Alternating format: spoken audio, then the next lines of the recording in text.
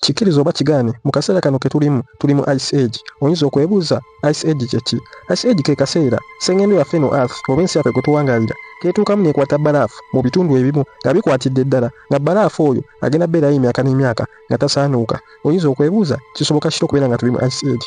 Wano Antarctica weyingiriramu. Antarctica eyo gy'olaba oba kontinenti eyo gy'olaba teyali ya bbalaafu nga yemugiraba kati oba nga yemugimanyi kati, nayo yaliko ebimera era nayo yaliko ebitonde eby'enjawulo ebitali bino ebiriko mu kaseera kano ebyagala ennyo obunnyogovu. Katuzeeyo kaakatambi emabega.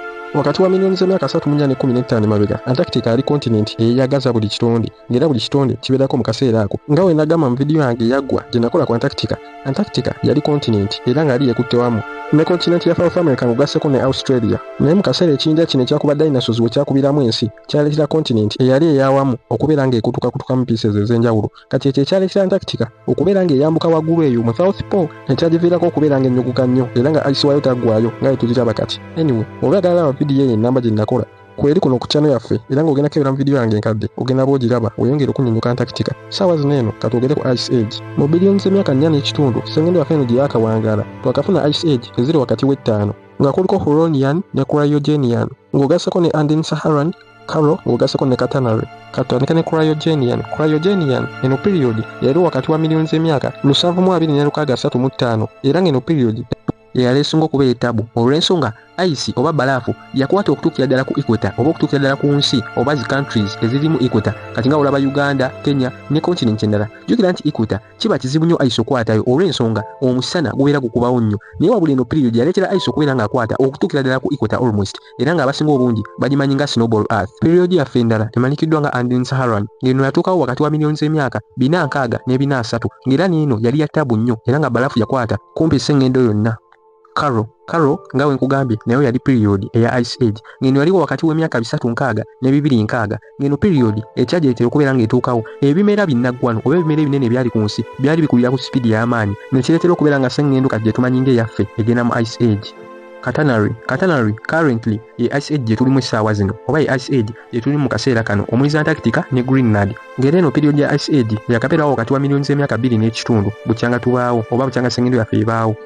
Glacial period. Glacial period ye period omwalize wuli mammoth oba bino ebiyovu ebinene ebyalina ng'agooya agandi abasinga bye mulabye mu ice age eno katuni gye mbagambako oba bye mulabye mu firimu, ng'ogasseko ne saber-tooth cat oba ebika bya pusi ebyalina ng'amannyo nga gafulumyeyo mu kamwa.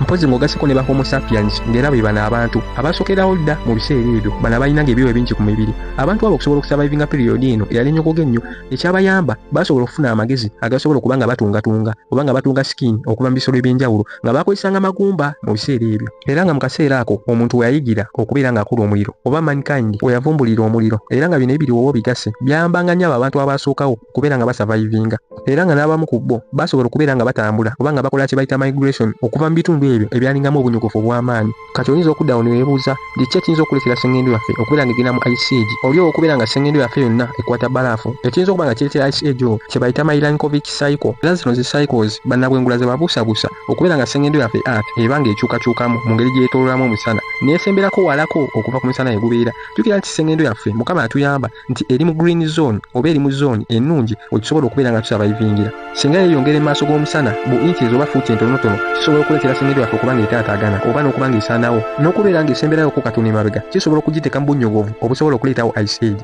Kati kino kyenkugambyeko predictions z'abannabwengula bagamba nti sengendo yaffe eno okusinza ku gyetambulamu eyinza okubeera nga esemberayo emabega okuva ku musana ekiyinza okuleetera ice age okuddamu okutuukawo. Ng'era kino kiriba kituuseewo teri muntu ku nsi kuno ajja sigala nga mulamu olw'obunyogovu obw'amaanyi obujja otuukawo ku nsi. Mu vidiyo yaffe endala tugenda kuba tuyiga era tugenda kuba tunnyonnyoka ku bintu ebimu by'obadde tosuubira na kusuubira kuba nga bituukawo. Obadde okimanyi nti n'omusana oba sita yaffe eno gye tulina gufa era nga akaseera kalituuka ne gufa. Ngenda ba nkunnyonnyola ebisingako ku ebyo mu vidiyo yaffe enaabezeeko. Oba olina kye weebuuza komenti ng'awo wansi kulaikinge n'eno vidiyo tuneggwako mu vidiyo enaabezeeko.